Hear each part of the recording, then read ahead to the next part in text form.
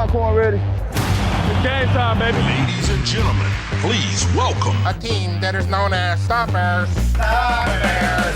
The Athletic presents Hoge Jahns. Every single play, go take it. Bring that juice. Let's go get it. Come on. Chicago's best Bears coverage. Go Bears. Go Bears. From NBC Sports Chicago, it's Adam Hoge. I do think he has the support of his teammates. Why would you not be rooting for him to succeed? And from The Athletic, it's Adam Jahns. I don't mean to psychoanalyze this stuff, but this is what we do in Chicago. This is what we do with their quarterbacks, and this is the biggest story in town. Here they are, the Adams, Hoge and Jahns.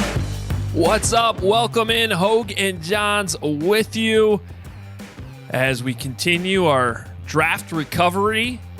We have voicemails today, which we've been putting off for too long. I know people have been looking forward to those. I've been looking forward to those. Happy voicemails today. Yeah, I was going to say, I wonder if people are excited. I think they are. I think it'd be surprising if they're not. So we'll hear from those of you that called in after the draft.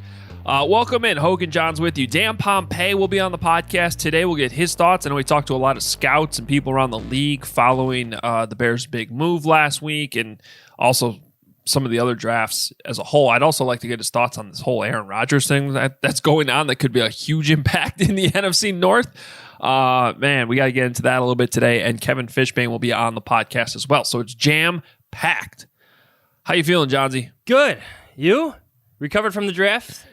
A little bit. Managed to get a little bit more sleep the last couple days. The sleep deprivation for reporters is an underrated aspect of this. I think Friday night, I went to bed at like 2 o'clock in the morning, and then you're up, and the draft starts right away, kind of, but busy days. Yeah, there's a recovery period in there. We're getting there. Well, follow us on Twitter, at Adam Hoge, at Adam Jahns. Still plenty of coverage up on NBCSportsChicago.com for me, theathletic.com/Hoge and Jahns, and you can read Pompei's stuff and Kevin Fishbain and Johnsy's. Tons of coverage up there for you as we continue to grind through the aftermath of this draft. But I know a lot of people called in on our voicemail line. Actually, I shouldn't lie. There weren't many because we didn't do a good job of promoting that. It was sort of that was on us. We should have had that prepared, but I think we were all kind of caught off guard a little bit by what went down on Thursday night of last week. It's already been a week. Can you believe that? That was a week ago. The Bears drafted Justin Fields. So anyway, but we did get some voicemails, and I know Bob Dabrowski was tweeting at us saying he was calling in and stuff. So here they are, your voicemails from last week. Hello? Do you know who this is? Oh, you didn't know? Your ass better call somebody! The Hoge and Jahns voicemail. The Hoge and Jahns voicemail line.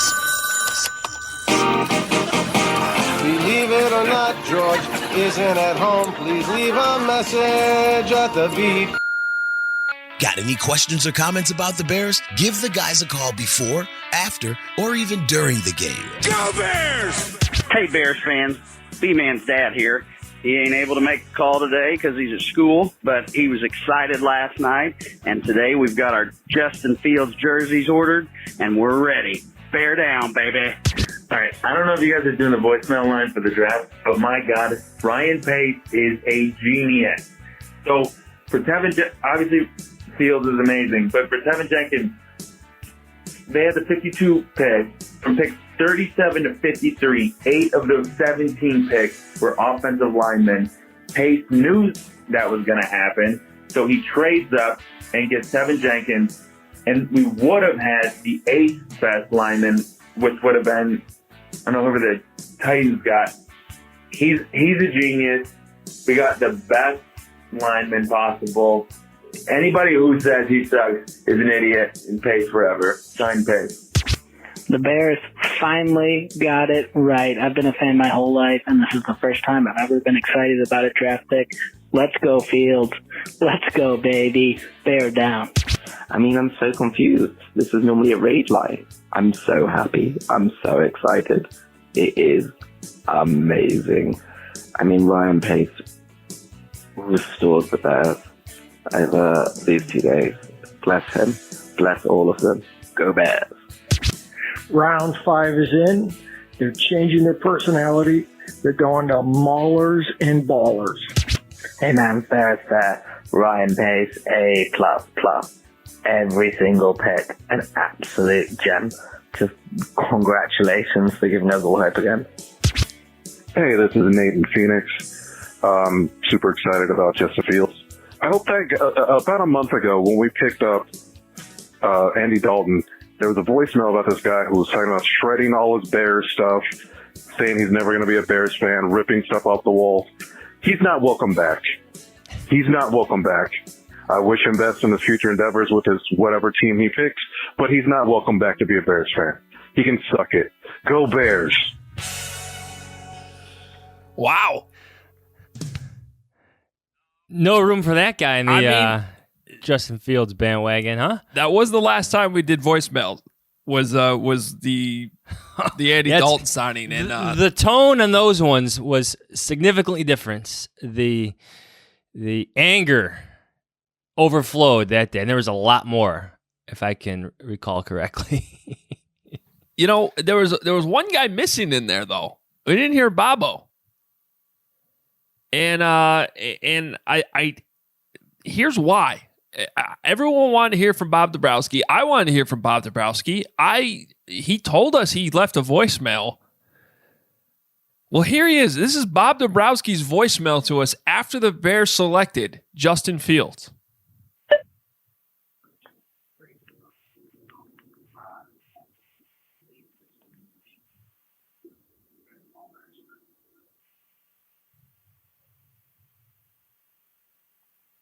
Stunned silence. I didn't think there was anything that could mute Bob Dabrowski, but we have found it. It is the Bears drafting Justin Fields. Speechless. Ryan Pace left Bobby D speechless. This guy has so much to say about Adam Shaheen, but left speechless by the Bears trade up. That or he butt dialed us.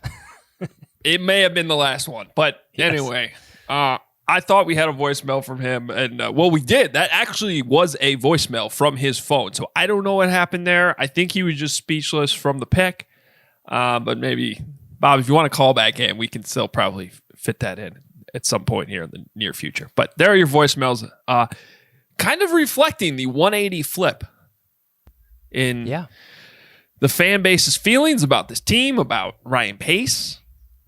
And it's pretty remarkable. It really is. The narrative has changed. Mm-hmm. There's celebration. There's, I got on one of my athletic articles, there was a comment that maybe the Bears should almost fire Ryan Pace every year. Did they almost fire Ryan Pace? There's a point though? there. It's a good. No, they did not. That's part of the thing. No, yeah, they did not. I think the point there is, I think a lot of fans expected change. I think fans are used to change, right? And that the Bears didn't make those changes shocked people. Not only like us in the media. I wasn't surprised by it. You weren't surprised by it, but I think a lot of us here in Chicago were. That the Bears actually preferred some type of organizational stability as opposed to more change and more chaos, because that's the Bears' way, has been the Bears' way. But this is what you get. The football gods have finally smiled in Chicago. This is kind of getting off into a tangent. We'll have Dan on here in a second. But if you go back to really what the expectation was after the Bears lost to the Saints, most people expected them to come back. Then there was like 48 hours of silence, though, where things built up and people started speculating, and then you started getting a feeling, are they actually going to make a move? Then they don't make a move at all at any area in the organization. That part of it was maybe a little surprising. I think some people thought that there might be some changes towards the top. Structurally. Even something, small, like changing somebody's title or who knows. But they didn't even do that. And then, of course, there was the disastrous press conference where, and I'll say this, till I die, there was a legitimate argument for bringing Ryan Pace and Matt Nagy back. And they did a terrible job of making that argument. They almost didn't attempt to make the argument. They just said, this is what we're doing. Live with it. And that was kind of the tone. That's kind of what the tone was. Deal with it. And then they made it worse by not answering the question about Ryan Pace's contract situation, and that led to more speculation. So they really just did not help themselves.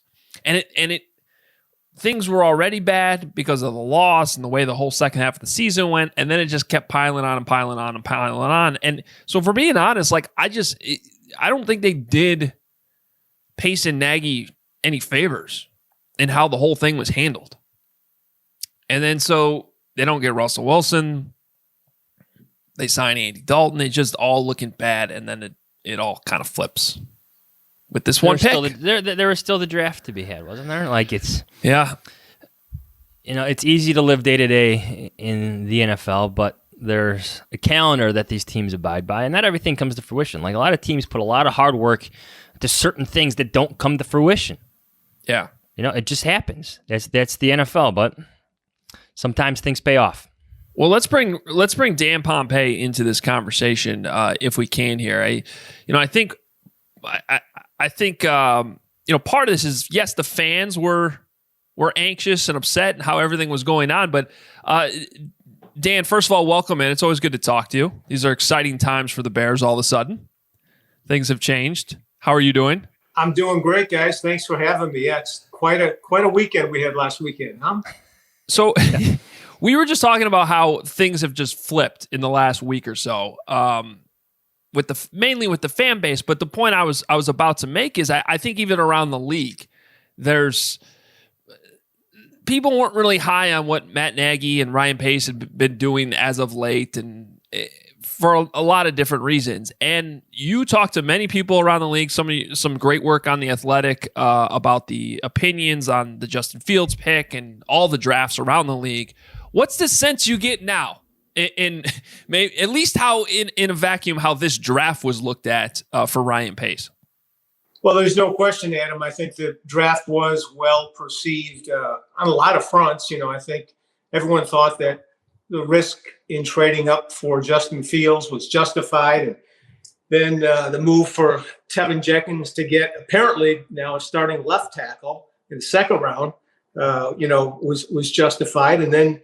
They added obviously some other players who could be contributors as well. I think, would have been, you always walk away without something that you wanted. And I think the Bears walked away without a cornerback in particular that they really needed. But, that's nitpicking. I think generally speaking, the draft is really well perceived and well regarded. Certainly Bears fans are giddy about it. Dan, when you start reaching out to executives and scouts around the league and you start fielding opinions on what they did for Justin Fields, did anything surprise you? I mean, they seem to be shocked that Fields was even there or even possible, out of the top 10. Yeah, that was the biggest surprise to me, was that he was available at that point. I thought for sure he'd be gone. I wasn't even sure that there'd be any quarterback at pick number 11. I thought really all five of the top guys would have been gone by that point. But, the Bears really lucked out in that regard, that the two quarterbacks fell out of the top 10, and they were able to make the trade up. Obviously, they found a willing partner, and there weren't other teams clamoring to get up at that point that outbid them. So that part of it was huge. But then I think the other thing is, the thing that stands out, everyone is in agreement that Fields is a really special talent. And it's just a matter of, where he goes with that talent and how he develops, and really how Matt Nagy and the Bears coaches develop him, how the Bears surround him with players who can bring out the best in him. We've seen many, many times throughout the years, good quarterbacks come to teams and not end up producing like good quarterbacks. And sometimes that's not always because of the quarterback. Sometimes it's because of the players around them. Sometimes it's the coaching. Sometimes it's the system. There's a lot of factors that go into bringing out the best in a player. And I think the Bears have to now take that next step and try to get Fields to become the quarterback that everyone thinks he can be. And Dan, that's a great point. And you've obviously seen so many quarterbacks come through this organization and not make it and not have success. Something about this feels a little different. I don't know if it's, I think part of it might be just Justin's success in his career. He has really shined at every level.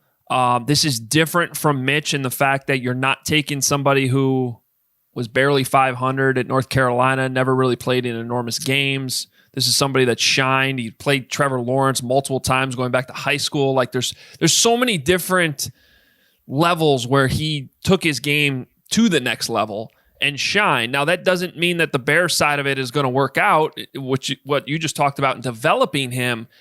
But even there, I mean, Nagy having the history with Mahomes, something about it feels different. So what is your confidence level that it will work out, understanding that none of us really know? Yeah, I mean, I think the last thing you said, Adam, is the most important. We really don't know. There have been a lot of quarterbacks throughout history who've been very successful in college, in high school, all the way up, did all the things right in the workouts, who have not been successful in the NFL for various reasons. So, it's a little bit difficult to judge based on that. But I think, you're talking about a guy, I think, with really good intangibles. Despite, there was a report about him early on that said maybe he didn't work as hard as he should, but I was able to find no evidence of that. Yeah, and I know you guys have written stories too that basically say the same thing, that, the people who have been in his life going back to high school have always talked about what a hard worker he was. So I think, if you combine the kind of ability that this guy has, the kind of experience, success at all the different levels, along with high intangibles, it's going to be difficult for him not to succeed almost, And I think, the most important thing probably determining his success outside of how the Bears develop him and the things we talked about earlier is his ability to integrate into an NFL offense, to read the defenses, to be able to throw with anticipation, to do some things differently maybe than Ohio State asked him to do, because while the Bears, I think, want to look hard at that tape and clearly build on it, obviously I think you need to do more than that too at this level. So, there'll be some growth involved with Justin Fields, and it's going to take some time, I think, too. What do you think about that time, that developmental plan that the Bears might have for Justin Fields? They got Andy Dalton. They're giving him $10 million this year, and they want to be patient with it. Do you think that's the right course of action, considering like history says that every one of these first-round quarterbacks is going to play? At least recent history says that. Well, I think the best case scenario for Justin Fields is to sit for a year and to learn and take his time and not be rushed and not be pressured. But sometimes that's not realistic. I think what's going to determine whether or not he is playing this year is the success or failure of the Bears. If they're struggling, especially if they're struggling offensively, there's going to be a groundswell of fan support to get him in there, and media support too, I'm sure. And really the pressure will even come from internally, the front office, the locker room. So I think, there's two things that are at the foremost of Matt Nagy's mind when it comes to playing Justin Fields. First is the development of Fields, and the second is what gives you the best chance to win. And he has to kind of balance those things and find the way to do it. But as long as the Bears are winning, as long as the offense is succeeding, there's not a pressure to play him. And I think, that would be the best case scenario for the Bears. Dan, the last thing we have for you is about Aaron Rodgers. What a fascinating story this has been over the last week. And there seems to be some really smart, informed people out there. One of those, in my opinion, being Rob Domofsky up there in Wisconsin, who really thinks Aaron Rodgers has played his last down with the Green Bay Packers, which is really insane to think about.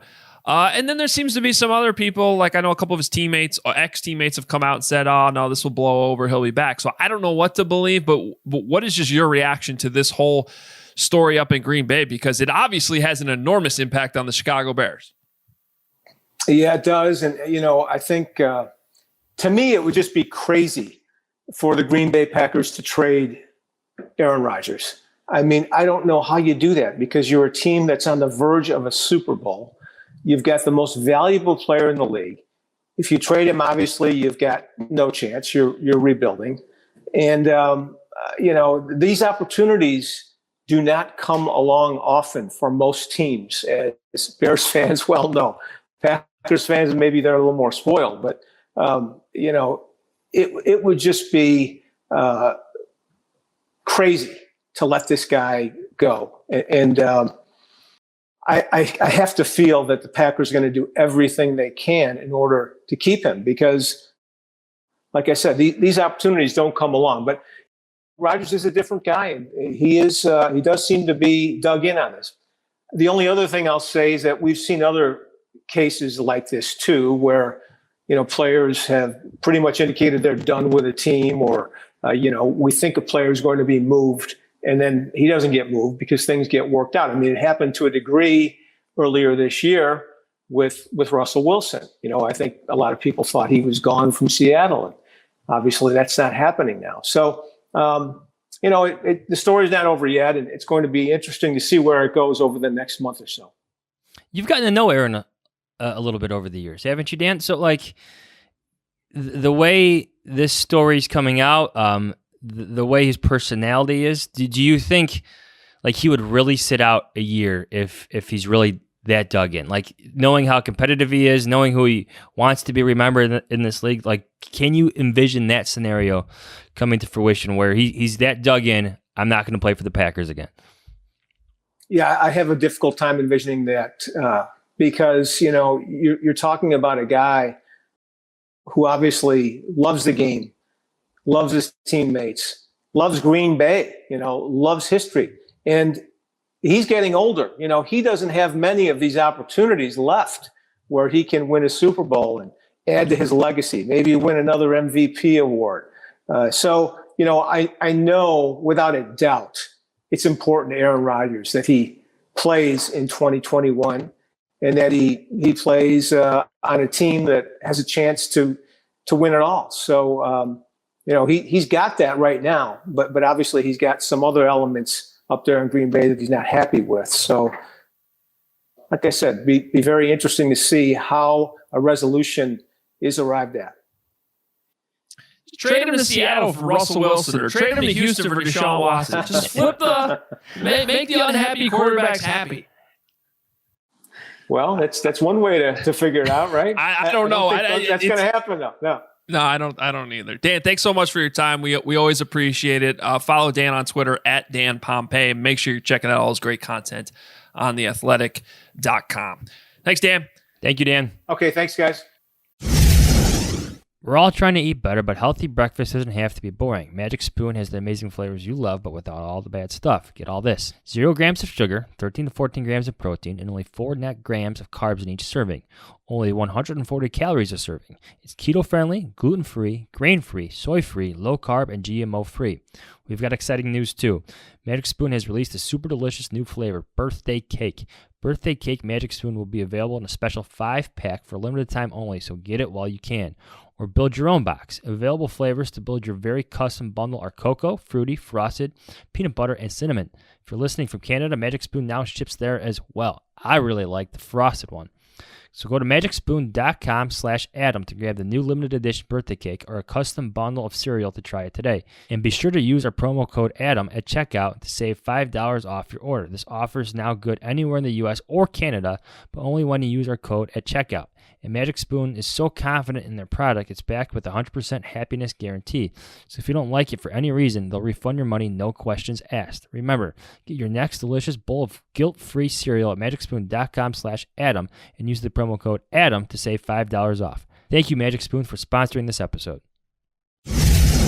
Breaking news. This important PSA is brought to you by Manscaped.com. And this is your public service announcement and the news that you've been waiting for. The Manscaped engineering team has confirmed that they have successfully created the Lawnmower 4.0 trimmer, which is now available for purchase in the USA and Canada. This new trimmer was just released only moments ago, and we are one of the first to get our hands on it and share the news. Join over 2 million men worldwide who trust Manscaped with this exclusive offer for you, 20% off and free worldwide shipping with code Adam21 at manscaped.com.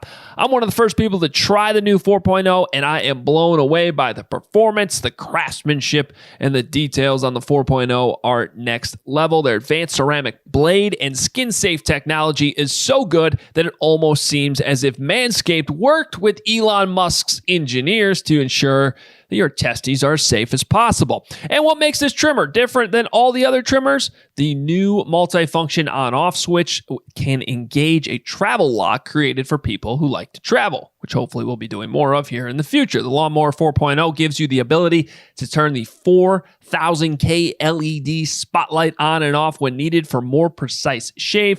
The new trimmer even allows you to customize your trim all over through additional guard lengths with sizes 1 through 4. And looks-wise, it's sleek with a two-tone matte and gloss finish, even features a hot foil stamped black chrome Manscaped logo. Show that mower off loud and proud. The optimized Lawnmower 4.0 trimmer is waterproof, so you can groom in the shower and not have to worry about making a mess on the bathroom floor. And did I mention wireless charging? The Lawnmower 4.0's new wireless charging system uses electromagnetic induction, which can help battery length last longer. If you're still trimming your face with your ball trimmer, it's time to make some changes. Get 20% off and free shipping with the code Adam21 at manscaped.com. No person wants to end up with pubes in their mouth, and your balls will thank you. Get 20% off and free shipping with the code Adam21 at manscaped.com. That's 20% off with free shipping at manscaped.com and use code Adam21. Unlock your confidence and always use the right tools for the job with Manscaped. So you know this, Johns. I went to school in Wisconsin. I have tons of friends up there. My whole fantasy football league is my college buddies. They're all Packer fans. Every single one of them, but me, is a Packer fan. And they're freaking out right now. Every day they're they don't want to hear me see me poking the bear anymore. Like, they're legitimately getting pissed, because and I'm sure you're putting that. Oh my God, it's happening, Michael Scott. GIF in there for them to see. Oh, and I don't blame them, but, also not shedding any tears. They've had a franchise quarterback for 3 decades now. But one of the things I have said to them, though, well, here's my first takeaway. My first takeaway is Jordan Love must suck.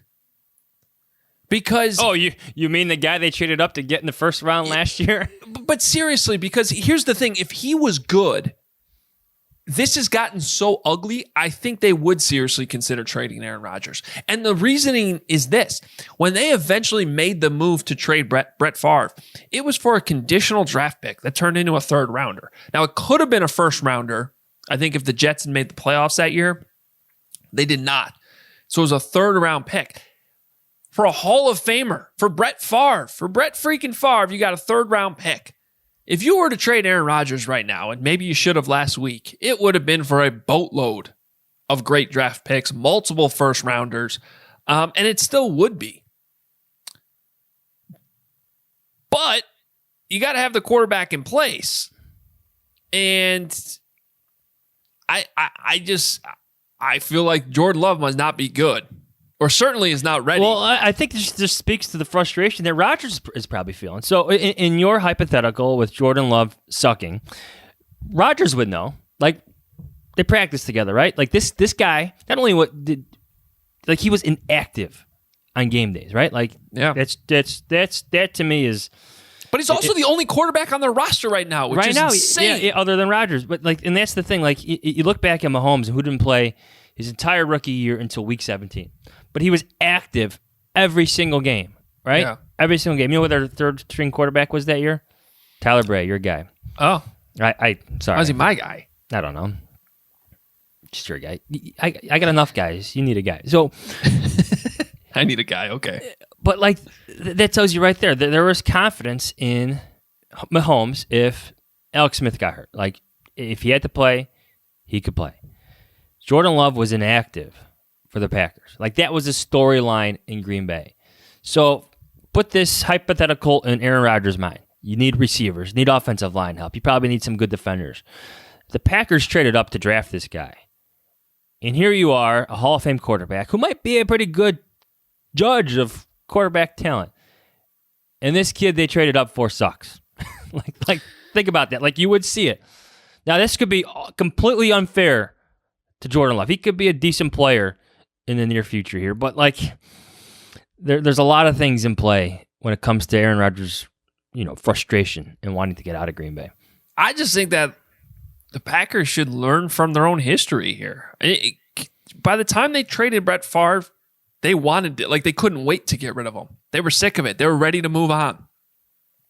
And they didn't get a lot for him. So,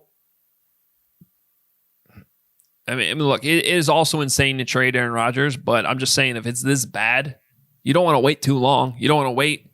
You don't want to say, all right, let's just play out this last season. We all know it's going to be the last season. We'll move on from him next year. It may not be. He may not be worth the same amount. Okay, well, but here's the case. If that's if that's the scenario you're debating inside, whatever, I forget the name of their office, but if that's the scenario you're debating, if you're the Packers, they work there. I think they do work there.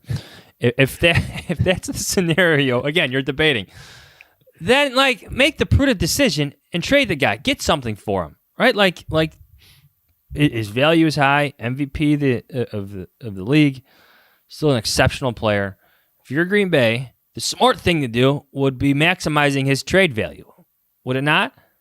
Instead of seeing it decrease, potentially him get hurt, all sorts of things come into play. Right. Read the room, Green Bay. Yeah, I think Aaron Rodgers is still going to be worth a ton next year too, but you never know. Things change fast in the NFL, man. They could have traded him Thursday and gotten Justin Fields. They could have traded him to Denver on Thursday and had a pick higher than the Bears and gotten Justin Fields. Think about that. Now, that would have looked bad if they just drafted Jordan Love. But if Jordan Love really does suck, you cut your losses and you say, we got Justin Fields now. I love how we've gone down, we've fully made the turn down that Jordan Love must suck road, haven't we? Well, what? Yes.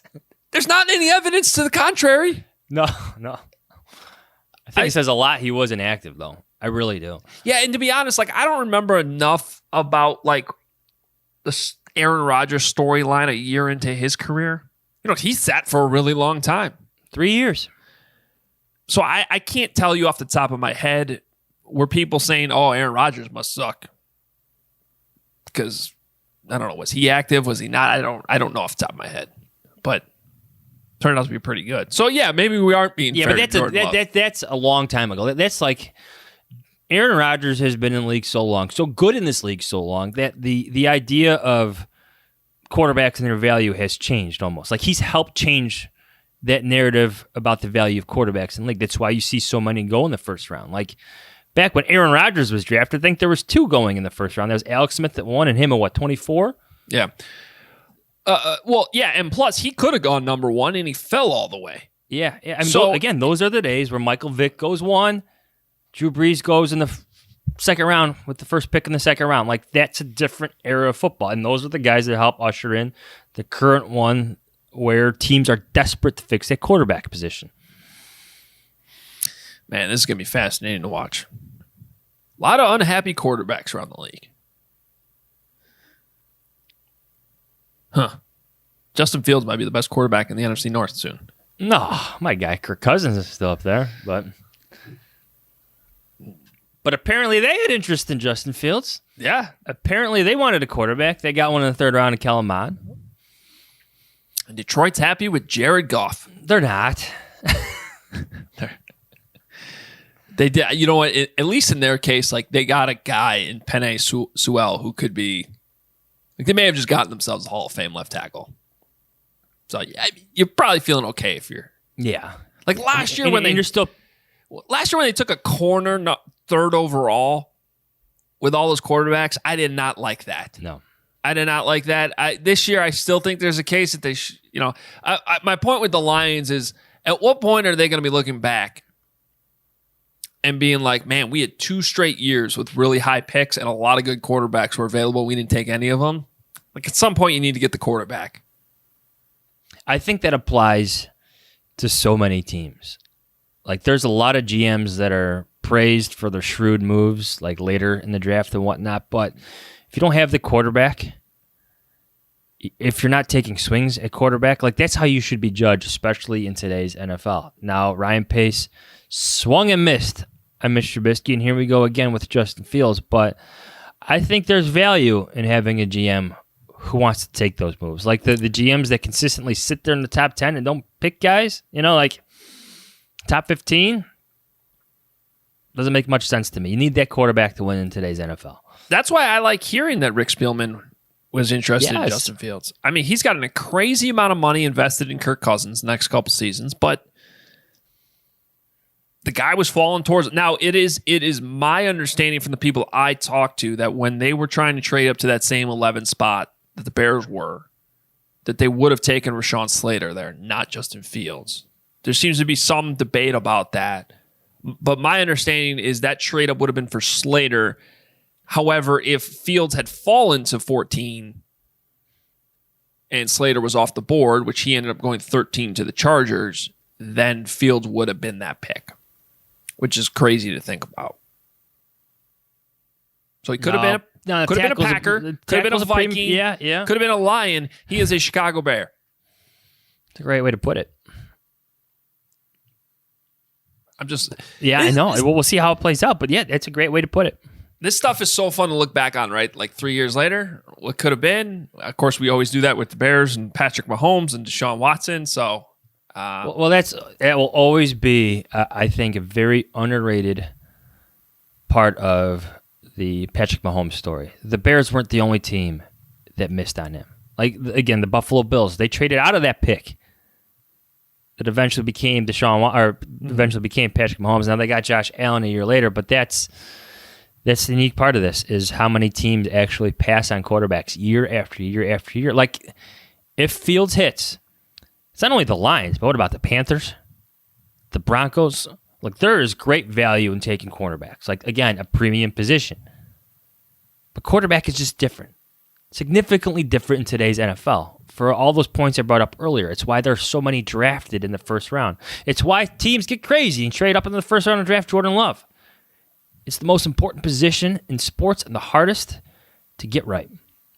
And that is the one thing, like, I know people are not, we'll bring in Kevin Fishbain here momentarily too, to join the conversation, but you may be upset with some of the moves that Ryan Pace has made in Chicago, but you can't debate the fact that he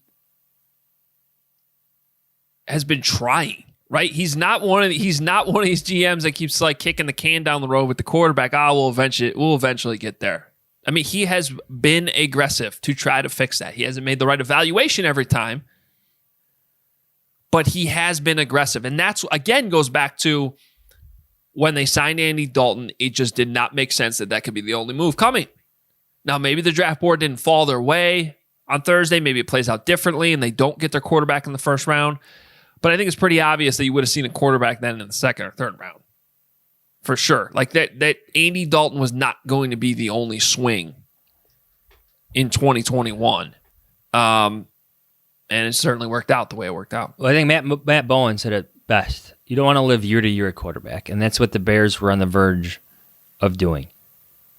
Listen to that podcast from last week, 2 weeks ago. A lot of podcasts to go back and listen to. A lot of great info from ESPN's Matt Bowen, former player in the league. But yes, you don't want to live year to year at quarterback. And the Bears, with Dalton, would have been doing that. You needed a young guy to bring into the mix.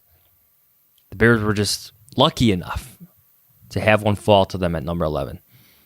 Yeah. All right. Let's go ahead and bring in Kevin Fishbain. He has not had a chance to talk about the whole Justin Fields pick yet, so here he is. All right, Kevin, you have not had a chance to chime in on the podcast yet. I understand that you hate the pick. You are the one person out there who just hates the Justin Fields pick. Well, listen, as you guys know, when they trade up to 11, my first thought was Rashawn Slater. There's your left tackle for the next 10, 15 years. Great pick. I mean, he's your day one starter. You don't have to do this whole 2017 Chiefs blueprint with Rashawn Slater. You could just go. No, I actually tweeted half jokingly after Zach Wilson was taken, how is Justin Fields still on the board? And because I honestly thought he was the second best quarterback in this class. I really did. And there's some Big Ten bias there. I've certainly seen a lot more of Justin Fields over the past couple of years than I had a Zach Wilson or certainly a Trey Lance.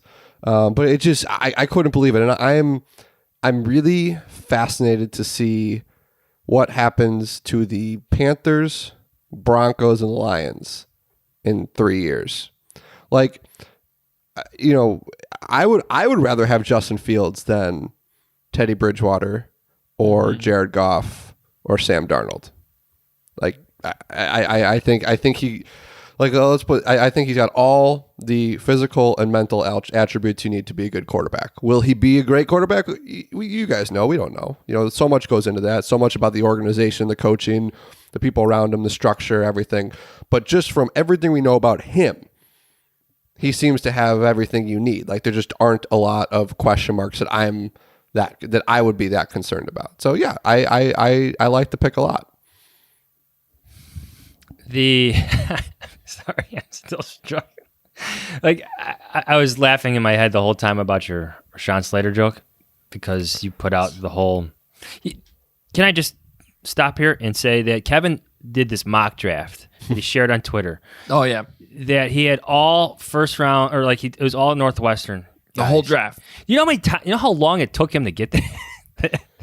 He kept using the Draft Network's simulator, and it took him how many times, Kevin? It took that one actually didn't take me as long as I thought it was going to take. You could just force the trades on there, right? Yeah. So it was Pro Football Network's mock draft thing. I think. That one you can.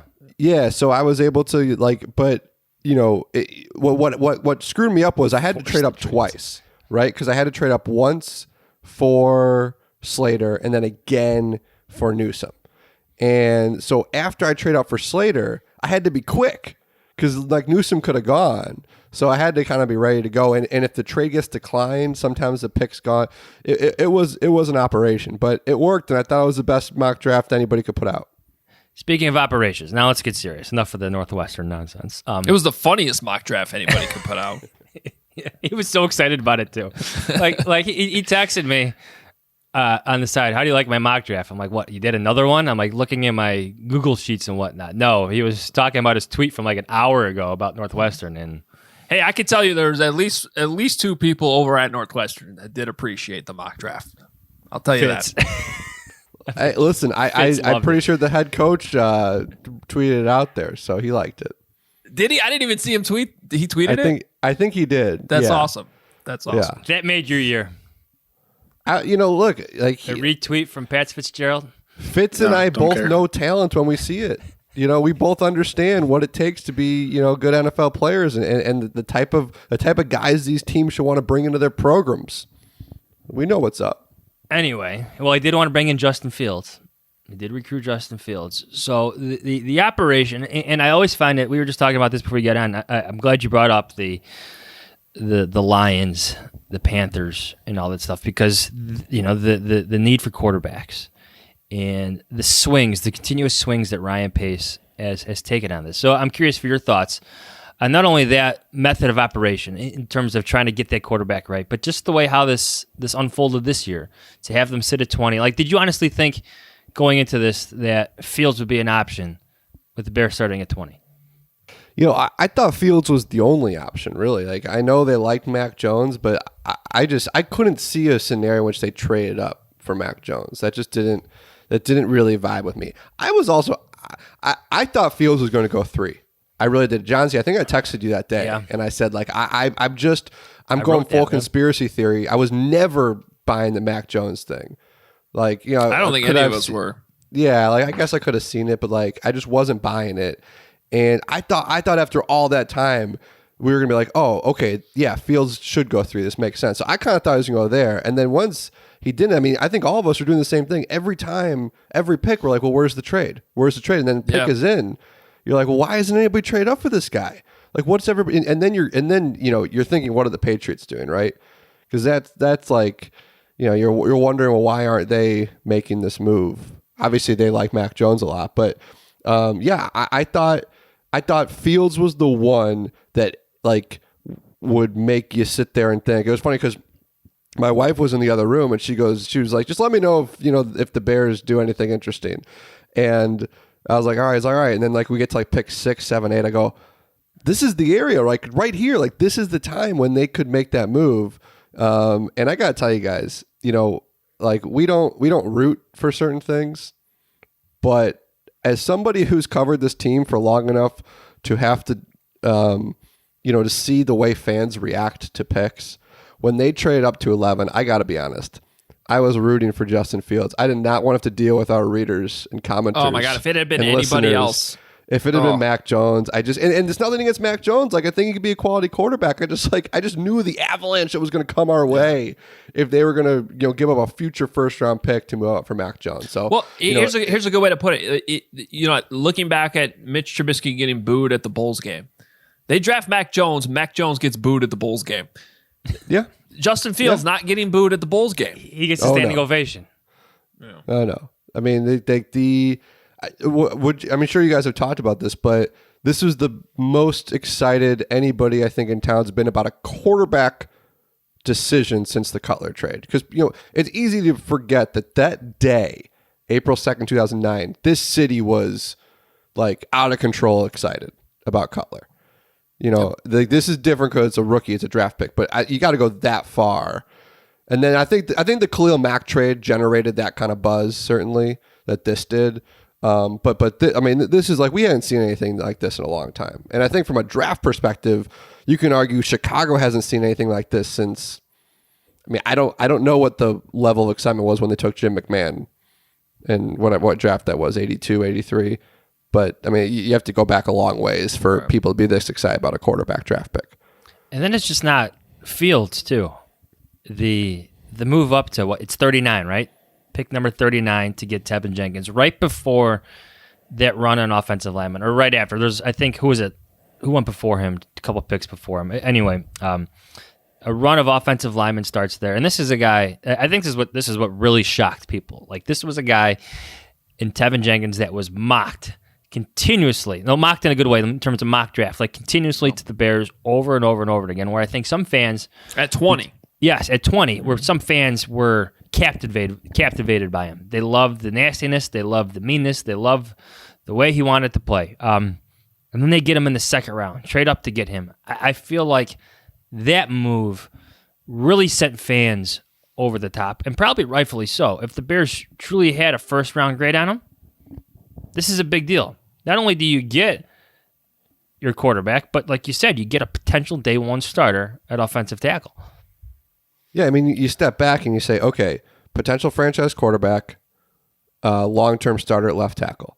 Like, how many GMs in the world would love to be able to say they got that from a draft? And again, this is before we know what these guys are going to turn into. But what do they say? Like, the best draft gives you 3 starters, right? Usually, that's usually kind of like the saying, which it was just hard to do.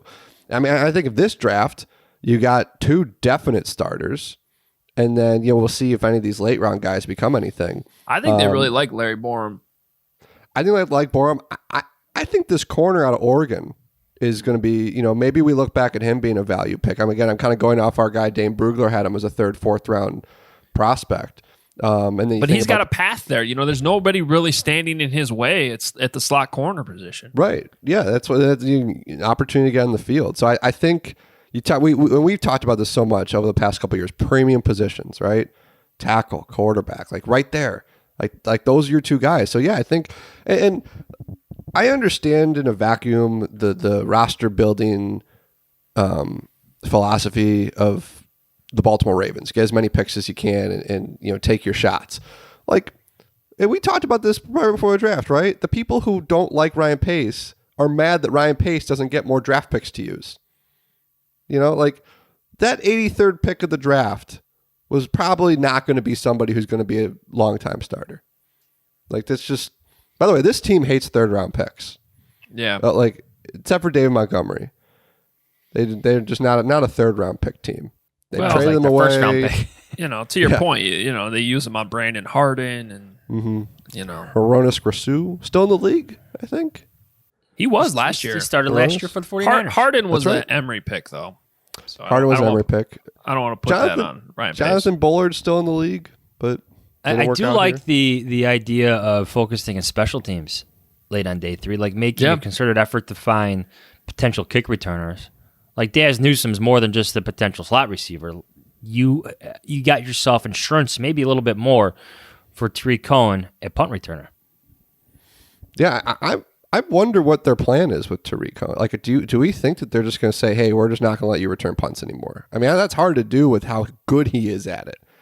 It's funny because I was thinking the opposite, that they were maybe going to give him with Damian Williams coming in and maybe carries being limited and not being on the field on offense. I don't know I was thinking maybe they're going to start using him a kick returner more. Remember that one kick return he had in the playoff game against the Eagles? Yeah. That was a huge play. It helped set up the double doink. Right. Well, I also wonder too, if you look at the wide receiver depth chart, slot receiver is like your big question mark. But if you put Tariq Cohen in there, it's not as... It looks a lot better. Like if you put him anywhere on the wide receiver depth chart, it looks like a lot better than it does. And I wonder too if that's going to be another way, because that's what they told us going into 2019 or 2020, that we're going to see him at receiver a lot more. 2020, then he got hurt. 2020, and then he got hurt. Yeah. So I wonder if that's part of the reason that they didn't feel the need to. Although they've been adding these, Marquise Goodwin, Damiere Byrd, so maybe they have other options. But yeah, Daz Newsome, Khalil Herbert, these are guys that were extremely productive at their positions in college too. And the Bears have soured on Anthony Miller, who is your slot guy. That can be awkward when he comes to OTAs if he's still on the team. He should be still on the team. And there's another example of somebody who... Can he afford to not show up? This NFLPA thing is wild. You got guys getting hurt, losing $10 million because they're not practicing at the facility. I mean, I guess good for you if you're a player who's bold enough to not show up right now. I just feel like that is a risky proposition. Yeah. Well, if you look at Instagram, right, Kev, we've talked about this. There's a lot of Bears players working out at Hallis Hall, so it's not... So who are some of them? That's on Instagram. That's public. Roquan Smith. Tariq Cohen's been there. Eddie Jackson's been there. I think a bunch of the offensive linemen have been around. Let's see. It's funny. Last year during the when we just didn't know what was going on with anybody, you start that was the best way to figure out where everybody was Instagram. Yeah. Get on the gram, man. You saying you're not on the gram? I'm on there. I just don't. I don't check it enough. You're checking the wrong things. Like what? I don't open my Instagram that much. I should more. I guess. Stalk people like you guys do. I saw there was the geese that are always walking across the street on the way to Hallis Hall. Saw that in Roquan Smith's Instagram last week. There he is. He's gramming the geese? Gramming the geese. Okay. Then he's at Hallis. There's very distinct geese there to look at. Hopefully we'll be at Hallis soon. Hopefully. Kev, before we go, we talked to Dan Pompei about this. What are your thoughts on this whole Aaron Rodgers fiasco? Let's call it. Is he going to stay? Is he going to go? What do you think? Isn't it? This thing went from 0 to 60. Yeah. It went from, whoa, something's going on with Rodgers, to Peter King and Rob Domofsky, as plugged in as you get, putting it at a 5% chance that he's starting quarterback for the Packers next year. What the heck happened on Jeopardy? Yeah. He loved Jeopardy, man. Yeah. Rodgers just like, I don't know, he operates differently. Like I remember last year during the pandemic when at like kind of the height of the pandemic when there were so many unknowns and around this time and we were wondering what players are going to play. I remember thinking about him like I could see Rodgers just taking a year off and being like, I'm not going to bother taking that risk. I got my money. I'm just going to chill and I'll come back next year and light it up. I mean, it obviously didn't happen. He comes out and wins MVP. But here's my question. Why don't the Packers try to trade Jordan Love? Oh, we talked about this earlier. You guys talk about this? We think he sucks. He must be bad, right? Like we've fully gone down. Jordan Love must suck. Like that's the route we're taking. Like if I'm the Packers, I'm thinking, all right, listen, we don't want to deal with this anymore. Let's just admit we made a mistake. Trade Love for like a 4th or 5th round pick, maybe, and then tell Aaron, hey, next time we'll loop you in. Heck, we'll have you come watch tape of the quarterbacks with us, and you can pick the guy. But see, this speaks to, I think, why it goes deeper than just a Jordan Love pick. Like, it sounds, if they're willing to make him the highest paid player in football, and he's still like, nah. That shows you like how unhappy he is with the people that are there. That it runs deeper. Like this is more of and I don't know Brian Gutekunst at all, but there's some Phil Emery vibes in that, like he's clearly rubbed enough people the wrong way, that it's more than just whatever transactions are being made. Like there's an unhappiness there that cannot be fixed with just money. I've thought long about this because the Packers have always had like this stable of future GMs, right? Like a lot of their guys have gone on to be GMs elsewhere. And let's bring up one name, maybe Elliot Wolf. Wasn't he there for a bit? And then he got passed over. That's the son of legendary GM Ron Wolf. Like he gets passed over for that job. And I think Gutekunst was kind of, I don't want to say surprised, but like they've had so many like respected scouting minds, personnel minds that have come and gone in Green Bay, that this is an interesting, very interesting dynamic for them. Yeah, I remember when LaFleur got hired, I had someone in the league tell me that's going to be interesting with Rodgers. Like that was the first thing. Like, how is he going to handle that? And then there was all that drama in 2019. And then it seemed like Rodgers was just on a mission last year and everything was fine until that playoff game. But yeah, you wonder too, I mean, like, does the guy just not want to live in Green Bay during the season anymore? Is like that he's like that desperate to just like live in somewhere like Vegas or Denver? He married a movie star, or getting married to a movie star. Can't come to Chicago anymore. They got Justin Fields. That's out. That reminds me, Kent. We need to get that. There was a clip. Do you guys watch the Jeopardy? I didn't watch it all. I watched a couple of the episodes, but like the first episode, one of the contestants was from Cal. And like the university where he went, and he says, "Go Bears." Rodgers said, "Go Bears," and I forgot about that because we need to pull that. There's Aaron Rodgers, crystal clear, saying, "Go Bears." Could have been a sign. What if we find out that Aaron Rodgers wanted to get traded to the Bears until they drafted Justin Fields?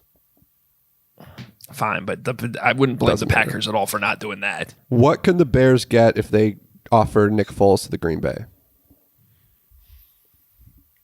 Probably Aaron Rodgers straight up. At least Jake Kumaro. Oh wait, they punted him out of town right after Rodgers. I will wanted say, to keep him too. How many quarterbacks in the league would kill to have David Bakhtiari, Devontae Adams, and Aaron Jones? Yeah, and again, I know this. I know you guys just alluded to it. It's more than just the people around him, but like, like they haven't used like necessarily first round picks on those guys, and I know that could be part of the issue with Rodgers in terms of where they've been using those picks. But it's not like he had a bad supporting cast in Green Bay. No, but there's a pretty big drop off though after those guys. True, like some of those other wide receivers. Denver's this weird team. Don't they have like some of the longest Super Bowl odds in the league? But they were also rumored to be in the Deshaun Watson. And competition. That's kind of bringing this full circle with Carolina and Denver. I wonder how much that's still out there with those two teams. Got to look at what Houston did in the draft. Right. I Combine mean, it's that not with just Tyrod Watson. I Taylor. mean, does Denver think they can still get Aaron Rodgers?